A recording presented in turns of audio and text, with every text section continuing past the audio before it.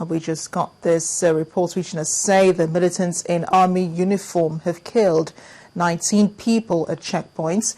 The armed men reportedly stopped motorists on the road and ordered them out of their cars before shooting them in Borno State. Eyewitness account says the men are members of the Islamic sect Boko Haram, though the group is yet to make any statements concerning this. Borno State is among the states under an emergency rule declared by President Goodluck Jonathan in May this year. Once again, there's been an attack in Borno State where 19 people are said to have died. The men dressed in army uniform are said to have opened fire on those people at checkpoints. They reportedly stopped motorists on the road and ordered them out of their cars before shooting them. Well, Nigeria once again takes a seat at the UN Security Council as a non-permanent member. And before now, the country has always expressed desire to forward Africa's interests in the world body. Well, this report looks at the when and where the country hopes to go from here. Reinforcement. They say 3 times is a charm. For Nigeria, it has been more than that. For the 4th time since independence, the country serves on the non-permanent seat of the UN Security Council. For President Goodluck Jonathan, this will be the 2nd time the country serves in this position under his presidency. Analysts have said the country has had a good track record with the UN in the areas of peacekeeping and conflict resolution. The African Union and ECOWAS agree. When we are talking about a permanent seat, all right, for Africa, we are talking about a seat that will be occupied by a country that will be in a position to advance, to defend, and have the means. Riding on this vote of confidence, President Goodluck Jonathan made a strong case for Nigeria's election again at the last UN General Assembly, the first African leader to address the Assembly this time round. Our support for the United Nations Security Council in its primary responsibility for the maintenance of international peace and security has been total and unwavering. We have, in previous membership of the Council, demonstrated both the political will and capacity to engage in key Council responsibilities. Supervising Minister of Foreign Affairs, Professor Viola Omonlere, says Nigeria's focus now would be to continue to work in the area of preventive diplomacy. Though African countries are allowed to occupy 2 non-permanent seats on a rotational basis, many have pushed for reforms in the UN to include 1 African country as a permanent member of the Security Council to reflect a more rounded view on resolutions and decisions. Despite Nigeria's good fortune, there are over 70 United Nations member states that have never been members of the Security Council. They include Afghanistan, Albania, Israel, the Central African Republic, and even Chad until recently. To further discuss Nigeria's recent election into a non-permanent seat in the Security Council, I'm now being joined on the news at 10 by Dr. Dapo Thomas of the Department of History and Strategic Studies at the University of Lagos, at Lagos State University, beg your pardon. Thank you for joining us on the news at 10. You're welcome. This is not the first time we've been elected into a non-permanent seat in the UN Security Council. It's our 4th time, actually. So what's really significant about it this time? Well, diplomatically, it gives you the feeling that you are still considered irrelevant. I mean, you are still regarded as a relevant nation within the Committee of Nations in the international system. Emotionally, it shows that as Nigerians, you know, we have to be proud that at least the nation is still being reckoned with. Politically, it's another victory, you know, for the government in power, you know, that, well, during my time at least, we were made a non-permanent member. Psychologically, again, you see it as, well, fantastic. It enables Nigeria to have first-class or first-hand information or assessment of what goes on in the United Nations Security Council. But primarily and fundamentally, it should be a challenge to the government that, look, you're projecting your image in the international community now, so you must be disciplined. So you need to enhance your character, your attitude, your disposition towards your citizens, in order not to create a negative image for the nation. Otherwise, why are you projecting your image at the international level where you know that at least you are going to do what will contradict or what will negate all the things that will attract unnecessary attention, undue attention to your country?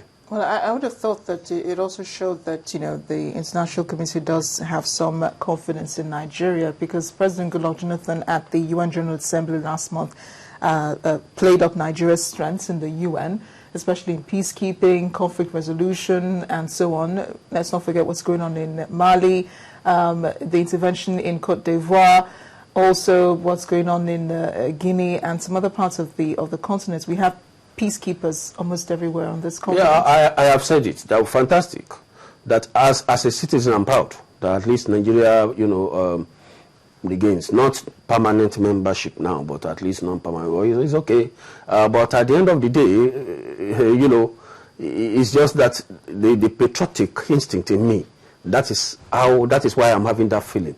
But ordinarily, I don't see anything special about it. If Chad can become a member of the non-permanent member, Chad, Gambia. Nigeria and Chad on the same level here, because President Goodluck Jonathan also wanted a permanent seat. The UN had talked about reforms, which is what he also played up at the UN General Assembly. He talked about reforms that the UN was supposed to be making, and said it was time to have a permanent seat for an African country, and Nigeria should be the one there. Unfortunately, I believe that the president should have been well informed that it is not about whether Nigeria is popular. Popular in what sense? Famous in what sense? Negatively. Anyway, when you are campaigning or when you are canvassing for this kind of position at the United Nations, you should know what it entails. Where is the military capability? Where is the discipline? Where is the character? Where is the attitude? Where are all these things? Where is the economic capability? You're not counting peacekeeping in this. What is peacekeeping? What is peacekeeping? It doesn't even, any nation can send military troops to take part in peacekeeping operations. That's not what we are talking about. We are saying, okay, even if you send, do you have that discipline? We are even talking of, okay, let's take veto power, for instance. Do we have the discipline? Do we have that attitude? Do we have that character to use our veto power reasonably? Do we have the attitude with all the negative things, with all the bad reports that we have in Nigeria, with government attitude towards the kind of democracy that we are operating here? You understand? Do we? It's not about Nigeria being popular or anything, or sending troops. We're trying to play up our strengths, but I'm sure the common man on the street is wondering, we've won a non-permanent seat, how does that affect my life at the end of the day? That's what I'm saying. It doesn't have any impact on the common man. But what can we do with this position? How can Nigeria? That's what I'm saying. That is a challenge. It's a challenge to you. It's a challenge to us. It's a challenge to the government, not me. Not to anybody. It's a challenge to the government, because I have said it, that I am very proud as a Nigerian that at least, okay, we have this. But it's a challenge to the government. Take for instance, you are asking now, what does it benefit the ordinary man? How many times? This is the 4th time we have been on the non-permanent state membership.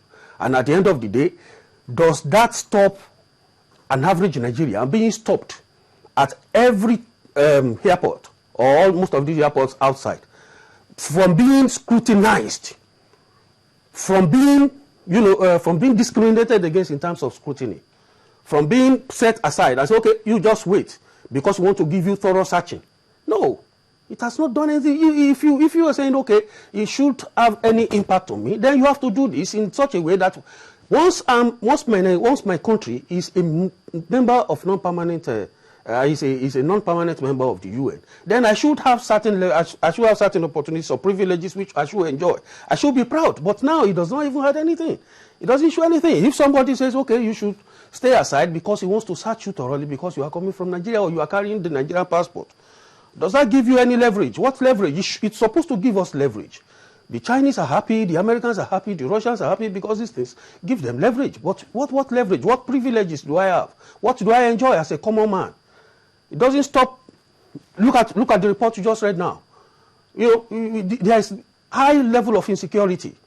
All these things don't have impact on me. But the only way it can have impact on me is when there is when I have emotional attachment, when my government creates an enabling environment that will make me to be patriotic to the level. The president was talking about patriotism yesterday.